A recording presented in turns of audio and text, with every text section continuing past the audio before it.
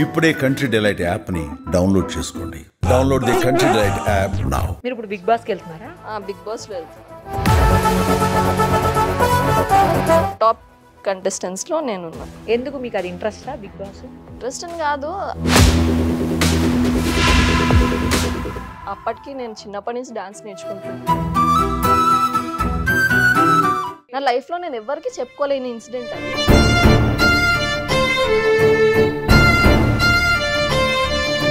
నేను ఆడిషన్స్కి వెళ్ళినప్పుడు చాలా మంది అన్నారు, తెల్లతోలు ఒకటి ఉంటే సరిపోద్దా, నీకు స్క్రిప్ట్ ఇచ్చేస్తాము. అసలు ఆడిషన్ చూడలేదు వాళ్ళు, ఒట్టిగా ఏదో ఎక్స్పెక్ట్ చేస్తారు, అది మనం ఊరి నుంచి వస్తే ఇచ్చేస్తాం అనుకుంటారు. ఎక్కడో స్ట్రెంగ్త్ లేదు నాకు అనిపించింది కాబట్టి స్ట్రెంగ్త్ నేర్చుకుని నేను ఇప్పుడు ఫిట్నెస్ ట్రైనర్.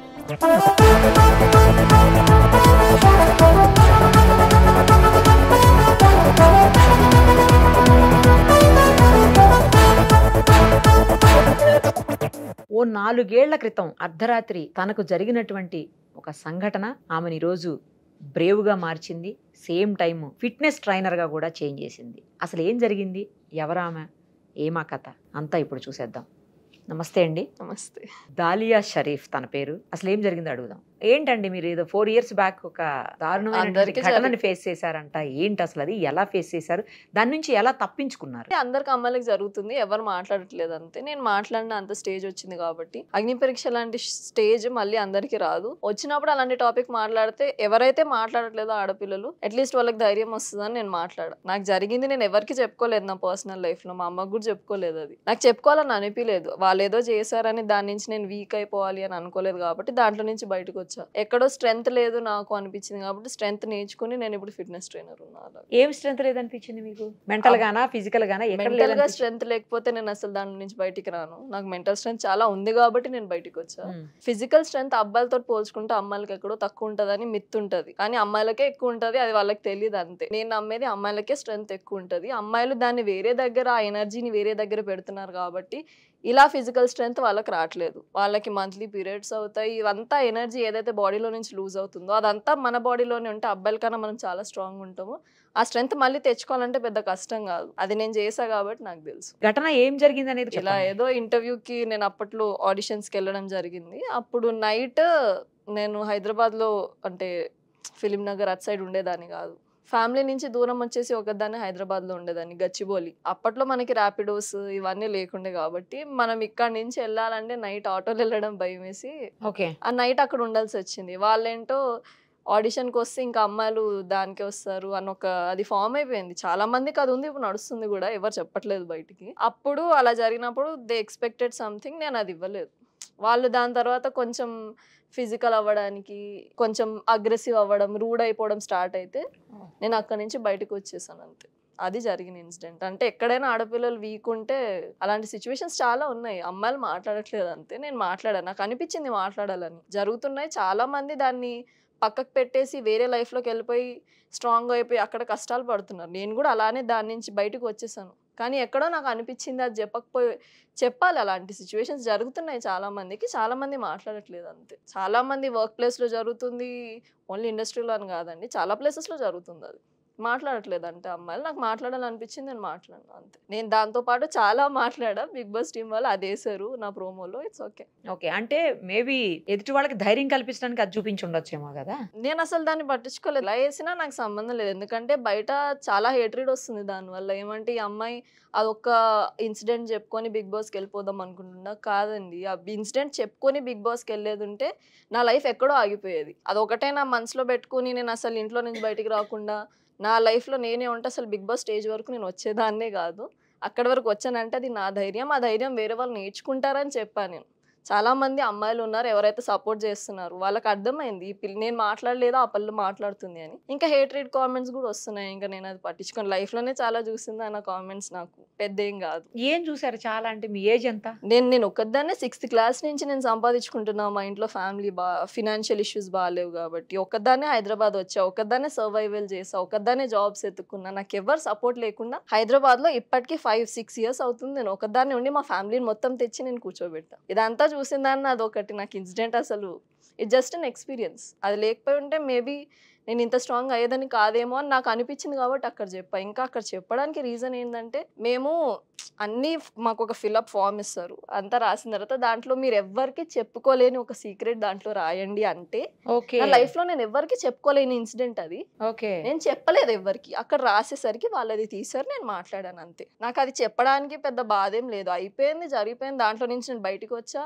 ఇప్పుడు వాళ్ళు ఎవరైతే నన్ను ఏమైనా చేశారో వాళ్ళు ఇది చూస్తే వాళ్ళు భయపడతారు ఇంకోసారి అమ్మాయికి చేయడానికి. అందుకు నేను ఆ ఇన్సిడెంట్ తీసా. కాకపోతే చాలా మంది చాలా మాట్లాడుతున్నారు. ఇంక మీరు ఇప్పుడు బిగ్ బాస్ కి వెళ్తున్నారా?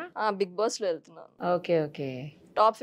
టాప్ 13 కంటెస్టెంట్స్ లో నేనున్నా. ఎందుకు మీకు అది ఇంట్రెస్టా బిగ్ బాస్? ఇంట్రెస్ట్ అని కాదు, ఇట్స్ లైక్ అంత ఎంతో మంది లక్షల మంది పెడితే మనం పెట్టిన ఒక చిన్న వీడియో చూసి వాళ్ళు ఇన్స్పైర్ అయ్యి మనం తీసుకున్నప్పుడు ఏదైనా చిన్నగా నా లైఫ్లో ఏంటంటే నేను ప్రతిదాన్ని ఇలా వదిలేసి ముందుకు వెళ్ళిపోను. ఏదైనా మన చేతులు ఉందంటే నా ఎఫర్ట్ నేను పెడతాను, అది మంచిదైతే మంచిదైంది, లేకపోతే లేదు. మన చేతి వరకు వచ్చిన దాన్ని కామనర్స్ని అసలు మాట ఇవ్వాలి అనుకోవడమే ఎక్కువ. మనలాంటి వాళ్ళని తీసుకుని వాళ్ళు అంత పెద్ద బిగ్ బాస్ రియాలిటీ షోలో పెడదాం అనుకుంటే మనం ఎందుకు దాన్ని వదిలేయాలి? నాకు తెలిసి నేను చాలా మంది కన్నా నేను స్ట్రాంగ్ కాబట్టి నేను అక్కడికి వెళ్ళినా ఈ మెంటాలిటీతో నేను ఉండగలుగుతాను లోపల హౌస్లో. సో అందుకు నేను అప్లై చేశాను. అది కాకుండా మా ఫాదర్ మా మదర్ కూడా అడిగారు, నువ్వు అప్పుడెప్పుడో ఇండస్ట్రీలో ట్రై చేసి వదిలేసావు, మాకు రీజన్ కూడా తెలియదు నువ్వు ఎందుకు వదిలేసావు. వాళ్ళకి ఇదంతా తెలియదు, మాకు తెలీదు నువ్వు ఎందుకు వదిలేసావు అని అడిగితే వాళ్ళకు కూడా నేను చెప్పలేదు. అక్కడికి వెళ్ళాక స్టేజ్లో చెప్పాల్సి వచ్చింది, నేను చెప్పాలి. లేకపోతే ఈ ఇన్సిడెంట్ నేను ఎప్పుడు ఎవరితో షేర్ చేసుకోలేదు లైఫ్లో. And it didn't bother me. నాకు ఎప్పుడు ఎవరికైనా చెప్పుకోవాలని కూడా అనిపించలేదు, ఎందుకంటే ఇట్స్ నాట్ దాట్ ఇంపార్టెంట్. అయిపోయింది అది, ఇట్స్ ఓకే. అవ్వకపోయి ఉంటే వేరే అమ్మాయిలకు అయ్యేదేమో. ఆ సిచ్యువేషన్ నేను కాకుండా వేరే ఏ అమ్మాయి ఉన్నా అదే అయ్యేది. నాకు అయింది కాబట్టి నేను బయటకు వచ్చా. కొంతమంది అలా అయిన వాళ్ళు అలానే ఉండిపోతున్నారు. బయటికి రావడానికి అబ్బాయిలతో మాట్లాడడానికి కూడా భయం ఉంటుంది చాలా మంది అమ్మాయిలకి. నేను అది క్రాస్ చేసి ఇప్పుడు నాతో అబ్బాయిలు మాట్లాడితే అన్న అక్క అనే మాట్లాడుతారు, ఎందుకంటే నేను అట్లనే ఉంటానని వాళ్ళకి తెలుసు. నాకు ఇలాంటివి నచ్చవు, నేను ఇలాంటివి చేయనని వాళ్ళకి తెలుసు. కాబట్టి ఆ రెస్పెక్ట్ నాది నేనే తెచ్చుకున్నా, బయట ఎవరో ఇయ్యరు. మనం సంపాదించుకుని మన స్ట్రెంత్ మనం తెచ్చుకుంటేనే వేరే వాళ్ళు మనం చూసి తినతో ఇలా చేయొద్దురా అని అనుకుంటారు. ఆ సిచ్యువేషన్లో నేను ఇప్పుడు ఉన్నా. ఆ సిచ్యువేషన్ అయినా అవ్వకపోయినా నేను ఇలానే ఉండేదాన్ని. నా లైఫ్ నాకు చాలా నేర్పించింది. దాంట్లో ఒక్కటే అమ్మాయి ఎలా సర్వైవ్ అవ్వాలి, ఫ్యామిలీని వదిలేసి అన్నది నేను నేర్చుకున్నా. నేను ఒక అడుగు ముందుకేసి నేర్చుకున్నా కాబట్టి నేను ఇక్కడ ఉన్నా. ఎక్కడండి నేటివ్? ఎక్కడ మీది? మాది నేటివ్ కాకినాడ, పుట్టింది కాకినాడ కానీ పెరిగిందంటే కరీంనగర్ అండి, వరంగల్ కరీంనగర్. ఇక్కడ పెరిగారా? మొత్తం స్కూలింగ్ ఇంటర్ అంతా అక్కడే. జాబ్ కోసం నేను ఇటు వచ్చా. డిగ్రీ వరకు చదివారా? Degree BSc. తర్వాత ఇంకా జాబ్ కోసం ట్రయల్స్? నేను చిన్నప్పటి నుంచి చేస్తున్నాను అండి జాబ్స్. మా ఇంట్లో మా సిస్టర్ ఎంబీబీఎస్ చదవడానికి వెళ్ళిపోతే ఇంకా ఇంట్లో ఫినాన్షియల్ ఇష్యూస్ బాగాలేవు, నేను మా అక్క ఇద్దరమే. సో ఇంకా మా అక్క లేదు పెద్దది, తను వెళ్ళిపోయాక ఇంట్లో కొంచెం ఫినాన్షియల్ ఇష్యూస్ బాగాలేక తనకి మేము డబ్బులు పంపించాల్సి వచ్చేది. వేరే కంట్రీలో ఉంటే తను కంఫర్టబుల్ ఉండాలి కదా, అలా చదువుకున్నారా? అక్కడ చదువుకున్నాను. తనకి పంపించడం వల్ల ఇంట్లో మాకు సరిపోక నేను స్టార్ట్ చేశాను. అంటే నాకు నాన్స్ వచ్చు, నేను 8 years. అప్పటికి నేను చిన్నప్పటి నుంచి డాన్స్ నేర్చుకుంటున్నాను. అన్ని వెస్ట్రన్, సాల్సా, క్లాసికల్ ఇవన్నీ నా చేతిలో ఉన్నాయి కాబట్టి దాంట్లో నుంచి వచ్చిన ఎర్నింగ్ తోటి ఫ్యామిలీని చాలా రోజులు చూసుకున్నా. నేను హైదరాబాద్ రావడానికి రీజన్ ఏంటంటే ఇంకా మా ఫ్యామిలీ ఒక స్టేజ్ ఎదగాలి, కరీంనగర్లో ఉంటే అవ్వట్లేదు, కంఫర్ట్ లెవెల్లో ఉండిపోతున్నాం, దీనికన్నా ఎదగొచ్చు నేను కష్టపడితే అని నాకు అనిపించి నేను ఒకదాన్ని హైదరాబాద్కి రావడం జరిగింది. మరి ఒప్పుకున్నారు ఇంట్లో? మా అమ్మ నాకు సపోర్ట్ చేస్తానండి. మా ఇంట్లో అలా ఏం లేదు, ఇది చేయొద్దు అది చేయొద్దు అని ఆడపిల్లలకి అయితే ఎప్పుడు చెప్పలేదు. ఇద్దరం ఆడపిల్లలమే కాబట్టి ఏం చేసినా సరిగా చేయండి అని. మా ఇంట్లో నేను ఒక అబ్బాయి లాగా, ఇంకా ఈ అమ్మాయి ఎక్కడ వదిలినా సర్వైవ్ అవుద్ది, ఏమైనా చేసుకుంటారు తను అన్న నమ్మకం, అందుకే నన్ను ఏమనలేదు. అలా వచ్చేసి జాబ్ సర్చ్ లో భాగంగా ఈ ఇన్సిడెంట్ ఫేస్ చేశారా? లేకపోతే అప్పుడే మీరు ఇండస్ట్రీలోకి వెళ్ళాలనుకున్నారా? నేను ముందు నుంచి చిన్నప్పటి నుంచి డాన్స్ నేర్చుకున్నప్పటి నుంచి అనుకున్నా. హైదరాబాద్ వచ్చాక ఒకదాన్ని ఉండడం వల్ల ఇక్కడ మనం వచ్చాక ఇంకా ట్రై చేస్తాం కదా, ఇక్కడ వరకు వచ్చి ఇంకా ట్రై చేయకపోతే ఎందుకు అని జాబ్ చేస్తూ నేను ఇండస్ట్రీ ట్రై చేసి నా చదువు మేనేజ్ చేసుకుంటున్నా. ఇవన్నీ చేస్తున్నప్పుడు జరిగిన ఇన్సిడెంట్ అది. ఓకే.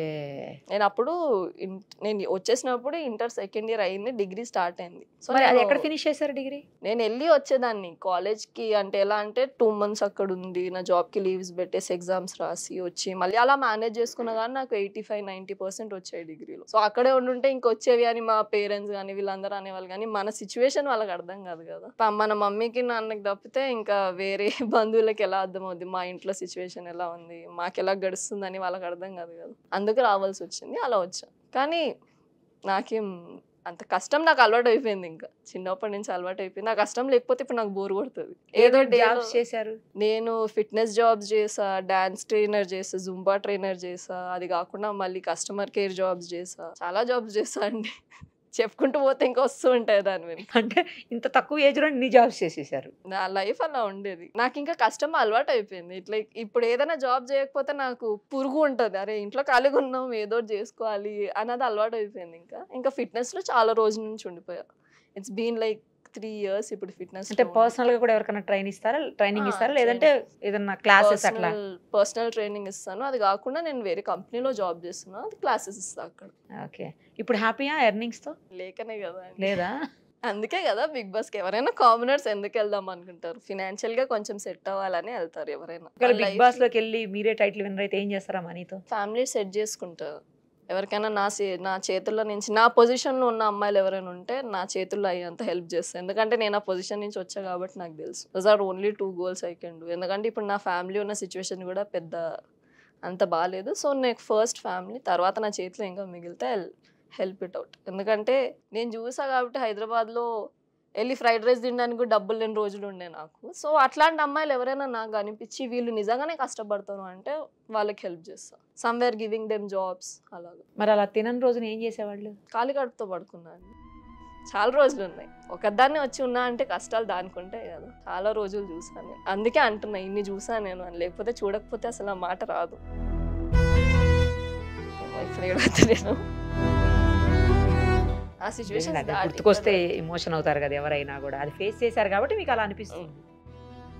అంటే ఇంకా ఉన్నారు అలాంటి వాళ్ళు చాలా మంది. ఊరి నుంచి వచ్చేసి ఏదో చేద్దాం ఇండస్ట్రీలో అని వచ్చిన వాళ్ళు చాలా మంది ఉన్నారు.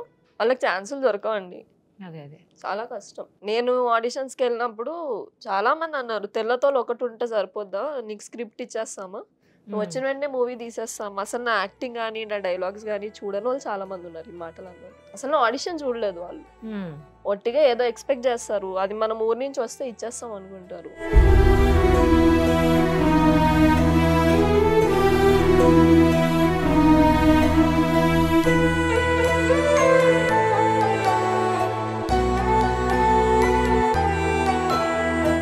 నేను ఇవన్నీ మాట్లాడండి సడన్గా ఇవన్నీ మాట్లాడుతుంటే ఎక్కడి నుంచి వస్తుంది ఏడుపలో వచ్చేసి చూసాను అలవాటు అయిపోయాయి అనుకున్నా కానీ చెప్తుంటే వస్తుంది ఎవరికైనా. మేబీ నేను ఎప్పుడు ఏడవను అసలు.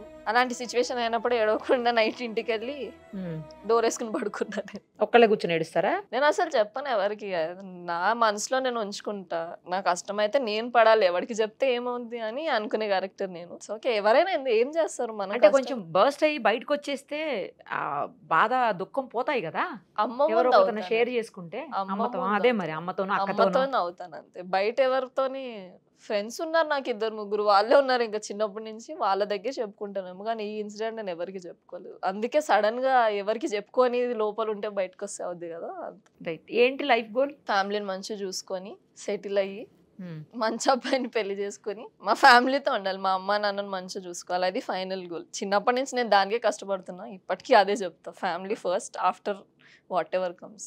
మంచి అబ్బాయిని పెళ్లి చేసుకుంటే మంచి అబ్బాయి ఎలా తెలుస్తుంది మంచి అబ్బాయి అని? ఇలాంటివి ఏం చేయను అబ్బాయి, అమ్మాయిల మీద చేతి లేని అబ్బాయి. ఎలా తెలుస్తుంది అంటున్నా? ఎందుకు తెలియదు, తెలుస్తుంది వాళ్ళతో ఉంటే తెలుస్తుంది. నా లైఫ్ లో ఎవరు రాలేదు. వస్తే లేరా? నా లైఫ్ చాలా కష్టం. కష్టమా ఏమో మరి, ఎవరు వచ్చినా అక్కనే మాట్లాడతారు నాతో, నేను తమ్ముడనే మాట్లాడతాను. నా ఏజ్ కి నేను వాళ్ళకన్నా చాలా చిన్నదానైనా వాళ్ళని తమ్ముడేనా అట్లా అలవాటు అయిపోయింది. సో ఇంకా అమ్మ వాళ్ళు చూపించిన వాళ్ళే పెళ్లి చేసుకోవడం ఇంకా అంతే. అంతేనా?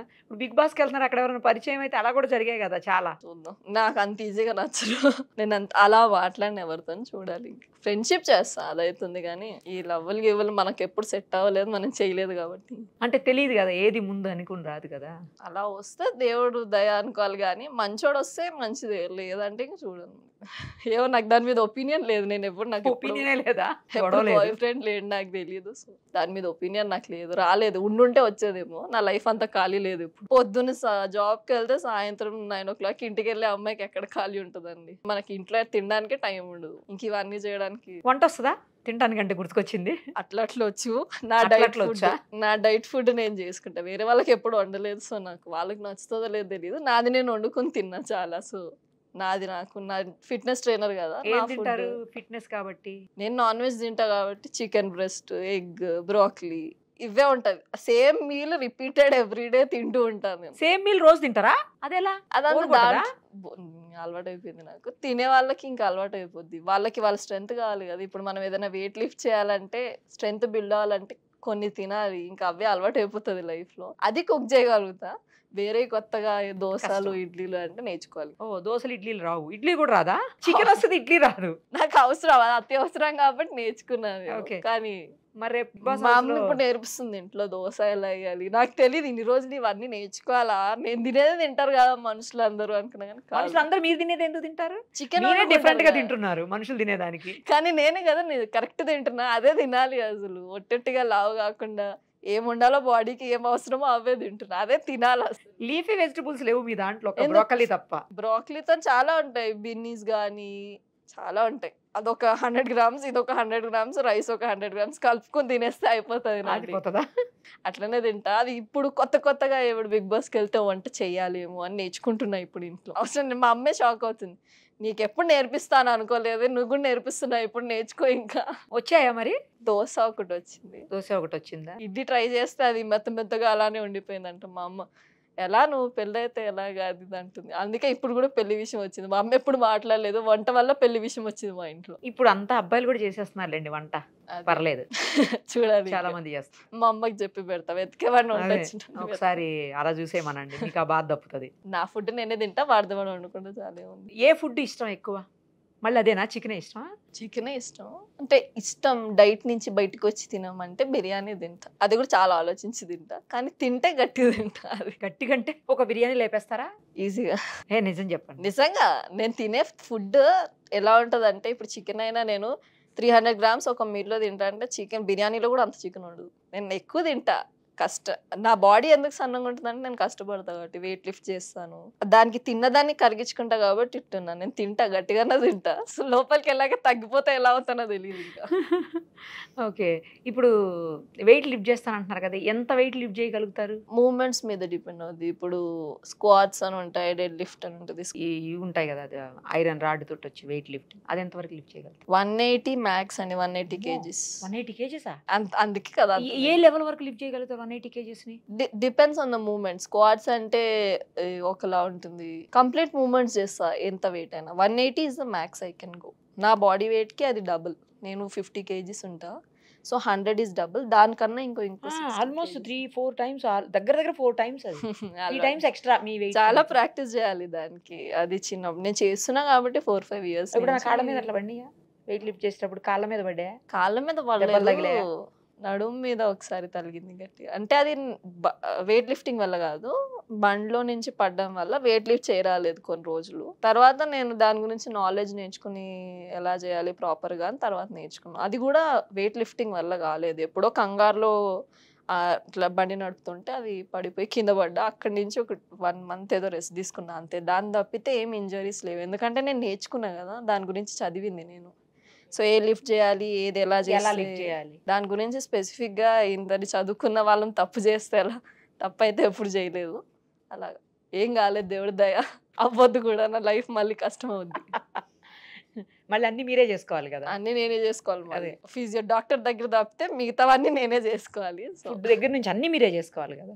హాస్టల్లో ఉంటారా లేకపోతే ఎట్లా? ఇప్పుడు మమ్మీ వాళ్ళని తెచ్చేసుకున్నాం, ఇక్కడే ఉంటున్నాం ఫ్యామిలీ. నేను, అక్క, మమ్మీ, డాడీ. వచ్చేసారా సిస్టర్ ఎక్కడో వేరే దగ్గర? అయిపోయింది, తన స్టడీస్ అయిపోయింది. ఇంటికి వచ్చేసి ఇప్పుడు పీజీకి ప్రిపేర్ అవుతున్నారు.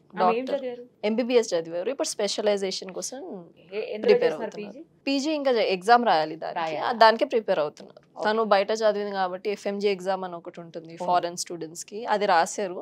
రాసిన తర్వాత అది పాస్ అయ్యి తర్వాత పీజీ రాసి మళ్ళీ వెళ్దామని అనుకున్నారు. పీజీ ఫ్రీ సీట్ వస్తే చదువుదామని చూస్తున్నారు, ఎందుకంటే జర్మనీ అక్కడిక్కడ మన స్కోరింగ్ మంచిగా ఉంటే మళ్ళీ ఫ్రీ సీట్ వస్తుంది. అలా చూస్తున్నారు, తను దానికి ప్రిపేర్ అవుతున్నారు. తనకి స్టడీస్ అంటే ఇంట్రెస్ట్ ఏమో చాలా. మీకు లేనట్టుంది కదా? అలా ఏం లేదు, నాకు సిచ్యువేషన్స్ లేవు. నేను బీ ఫార్మసీ చేద్దాం అనుకున్నా, కానీ ఆల్రెడీ అక్కడ అక్కకు పెడుతున్నారు, ఇంకా నేను అడగలేని సిచ్యువేషన్. మాది మళ్ళీ పెద్ద క్యాస్ట్ కాబట్టి కోటాలో మనకి రావు. నేను ట్రై చేసింది బి ఫార్మసీకి, కోటాలో ఏ కోటాలో రాదు. సో ఇంకా దానికి కూడా నేను 2 సార్లు ఎగ్జామ్ రాసిన. కానీ ఇంకా మన లైఫ్ ఇక్కడ ఆగిపోద్దు దీంతో.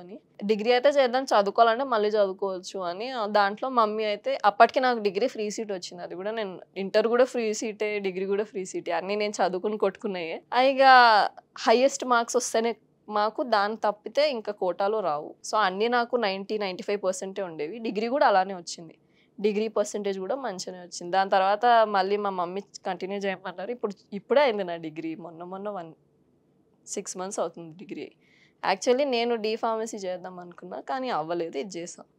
మళ్ళీ లైఫ్లో ఏముంది, ఫుల్ టైం ఉంది, ఇంకా 22 years కదా, చాలా మంది టైం ఎప్పుడు పడితే అప్పుడు చదువుకోవచ్చు అని ఇంకా ఆగేదాంట్లో. మీ నేమ్ కూడా వెరైటీగా ఉంది ఏంటి? అంటే డాలియా అంటే ఫ్లేవర్. మా డాడీకి కొంచెం ఇంగ్లీష్ పేర్లు అంటే పిచ్చి ఉండి ఇంగ్లీష్ నేమ్ ఎక్కడి నుంచో బొటానికల్ ఫ్లేవర్, అది సైంటిఫిక్ నేమ్, తెచ్చి పెట్టారు డాలియా. ఇంకా సర్నేమ్ షరీఫ్. ఇంట్లో సర్నేమ్ అది.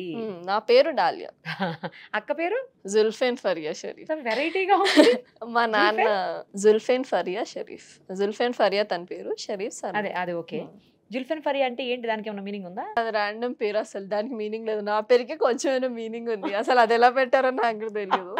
మా నాన్నకి అలా వినాలి అంటే నా పేరుకి మీనింగ్ లేదా అని అడుగుతారు. ఇప్పుడు తనే చెప్పుకుంటది బయట, నా పేరుకి మీనింగ్ నాకే తెలియదురా, ఎలా పెట్టారో వీళ్ళు అని అంటే. తనకి ఏంటంటే ఏ కాలేజ్ లో వెళ్ళినా జెడ్ అంటే లాస్ట్ కి ఉంటది, ఏబిసిడి లాస్ట్ లో అన్నిట్లో లాస్ట్ లో ఉంటది పేరు, చదువులో అన్నిట్లో ఫస్ట్ ఉంటది. సో అట్లా అందరు దాన్ని జెడ్ జెడ్ అని పిలుస్తారు అంతే. తను మొత్తం పేరు కూడా ఎక్కడ పిలవరు, ప్రొఫెసర్స్ గానీ టీచర్స్ గానీ ఎవరు మొత్తం రాదు. వెరైటీగా ఉన్న పేరు. మా నాన్నకి అలా ఉన్నాయి పిచ్చులు, అలా పెట్టారు మా పేర్లు, ఇంకా అదే ఉండిపోయింది. ఆయనకు కూడా వెరైటీ పేరు ఉందా? తనది వాళ్ళ ఫాదర్ పేరు అమ్జద్ అలీ, తన ఫాదర్ పేరు మళ్ళీ తనకి పెట్టు. తను పెట్టిన పేర్లు అలా ఉన్నాయి అన్నట్టు. తనకు పెట్టిన పేర్లు బాగానే ఉన్నాయి. మమ్మీ రుక్సానా బేగం, కానీ ముందు తన పేరు రాని ఉండే, డాడీ తోటి పెళ్ళయ్యాక మమ్మీ పెట్టిన పేర్లు కాదు అయితే మీ ఇద్దరు విను. మా మమ్మీ వెరైటీ వేరే తెలుగు పేర్లు చెప్తే మా నాన్న అది కాదు ఇది కాదు నాకు నచ్చింది పెడతానన్నారు, అది పెట్టారు. సో తన సైడ్ వెళ్ళొద్దు వాళ్ళ సైడ్ వెళ్ళొద్దు అని అలా పెట్టినట్టున్నారు. మరి స్కూల్లో కాలేజీలో అట్లా ఫ్లవర్ పేరు పెట్టుకున్నాం ఏంటి అనేవాళ్ళు ఎవరన్నా? అనేవాళ్ళ నుంచి అదే ఇంకా అలవాటు అయిపోయింది. నా జీవితం సగం నా పేరు మళ్ళీ మళ్ళీ చెప్పుకొని కరెక్ట్ ప్రొనౌన్సియేషన్ చెప్పుకోవడానికి అయిపోయింది. ఎవరికి పలకరాదు, 4 సార్లు చెప్పుకోవడానికి అయిపోతుంది. సగం మందికి గుర్తుండదు పేరు. మీరు ఇంకా బెటర్. మా అక్కది ఇంకా గౌరవం. మా అక్క చెప్పుకోవడం మానేసింది. జెడ్ అని పిలవండి లేకపోతే జూలియన్ పిలవండి అని చెప్పుకుంటా. తను చెప్పుకోవడం మానేసింది. ఇంకా నేనైనా ట్రై చేస్తున్నా, తను చెప్పదు. ఇంకా ఎట్లయినా డాక్టర్ గా డాక్టర్ అని పిలుస్తుంది, అలాగే అంటారుగా, డాక్టర్ గారు డాక్టర్ మేడం అట్లనే అయిపోతుంది. తన పేరు ఎవరికి అవసరం ఉండట్లేదు, నాది పేరు అవసరం కదా ఎక్కడికి వెళ్ళి. సో అయితే త్వరలో మేము మిమ్మల్ని బిగ్ బాస్ లో చూస్తాం అనమాట. ఎప్పుడు అది సీజన్ ఎప్పుడు స్టార్ట్ అవుతుంది? సీజన్ 7th నుంచి స్టార్ట్ అవుద్ది. ఈ September 7th నుంచి స్టార్ట్ అవుద్ది. అప్పటి వరకు ఈ అగ్ని పరీక్ష మాకు 15 days అయింది. ముందు షూట్ 15 days అయింది. దాని తర్వాత ఇప్పుడు ఫినాలే రోజు తెలుస్తుంది ఎవరు లోపలికి వెళ్తారు ఎవరు వెళ్ళరు అన్నది. చూడాలి ఇంకా అది ఎప్పుడు. అది 5th రోజు లేకపోతే 7th రోజు తెలుస్తుంది. ఇంకా ఫైనల్ 7th నుంచి ఇంకా డైరెక్ట్ 7th లోపలికి వెళ్ళిపోతాం. ఒకవేళ వెళ్తే ఫైనల్ వరకు వస్తాను అనుకుంటున్నారా, విన్నర్ అవుతాను అనుకుంటున్నారా? నా మెంటల్ స్ట్రెంత్ కి ఉంటానండి. అక్కడ రకరకాలు ఉంటాయి తెలుసు కదా. ఇప్పుడు మేము చూడలేదు ఏంటి అగ్ని పరీక్షలో రకరకాల మనుషులు రకరకాల మెంటాలిటీలా. మేము ఆల్రెడీ టాస్క్స్ చేసి అన్ని చేసి వచ్చింది అగ్ని పరీక్షలో. దాంట్లోనే మేము చాలా మందిని ఇలా ఉంటారా మనుషులు బయట.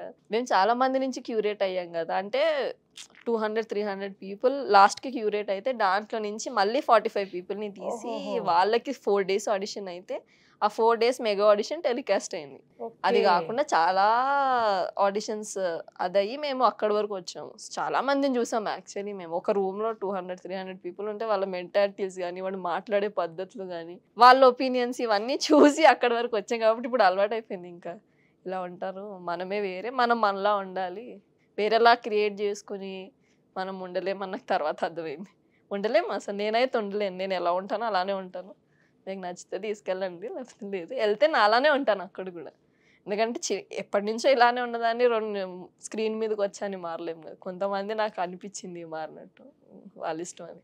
అది అలా మేనేజ్ చేసుకుంటే ఉంటారేమో, మన వల్ల కాదు.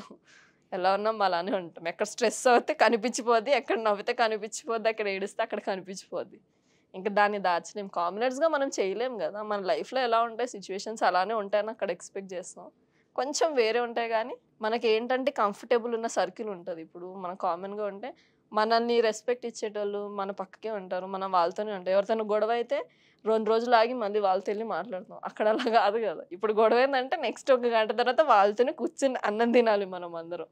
అది ఇంకా అక్కడ అలవాటైపోయింది మాకు అగ్ని పరీక్షలు. ఈ స్టేజ్ లో కూడా పబ్లిక్ పోల్ తీసుకుంటారా? అట్లేం ఉండదా? ఇప్పుడు పబ్లిక్ పోల్ తీసుకుంటారు కదా. కానీ ఏంటంటే అసలు మా గురించి అంత ఎక్కువ తెలియలేదు చాలా మందికి. 1 వీక్లో ఏం తెలుస్తుందండి నాకు అనిపించింది. ఎందుకంటే 1 వీక్లో మా పర్సనాలిటీస్ మీకు తెలియదు. ఇప్పుడు హౌస్లోకి వెళ్తే మేము 24 అవర్స్ మమ్మల్ని చూస్తారు కాబట్టి మేము దాంట్లో నుంచి ఎలా బయటకు వస్తున్నాం, గొడవ అయితే దాన్ని ఎలా మెచ్యూర్గా హ్యాండిల్ చేస్తున్నాం, అవన్నీ హౌస్లో కనిపిస్తాయి. ఇక్కడ ఓన్లీ టాస్క్ బేస్ మీద ఓటింగ్ జరుగుతుంది. సో ఐ ఫెల్ట్ ఎక్కడో జడ్జెస్కి కూడా మా స్టోరీస్ తెలుసు కదా, వాళ్ళే డైరెక్ట్ సెలెక్ట్ చేసి పంపించేస్తే అయిపోయేది అని నేను అనుకున్నాను. వాళ్ళు క్లోజ్గా చూసారు కదా మమ్మల్ని, వాళ్ళకి తెలిసి ఉంటుంది పిల్ల ఇక్కడ ఇలా మేనేజ్ అవుద్ది, ఇక్కడ ఏడుస్తుంది, తన స్ట్రెంగ్త్ ఏంటి అని వాళ్ళకి తెలిసి అంత ఆడియన్స్కి తెలియదేమో అని నా ఫీలింగ్ అంతే. ఎందుకంటే మేము ఎపిసోడ్స్ చూడట్లేదు, ఎందుకంటే ఒకసారి చేసి వచ్చాక చూడలేము, మళ్ళీ ఎక్కడ ఏం కట్ అవుతున్నాయో ఎక్కడ ఏమవుతున్నాయో ఇంకా తెలీదు, చూడాలి. ఇంకా జనాలు వాళ్ళు చూస్తే స్ట్రాంగ్ అమ్మాయి వెళ్ళాలని అనుకుంటారు, నాలాంటి అమ్మాయి వెళ్ళాలని అనుకుంటారు చాలా మంది.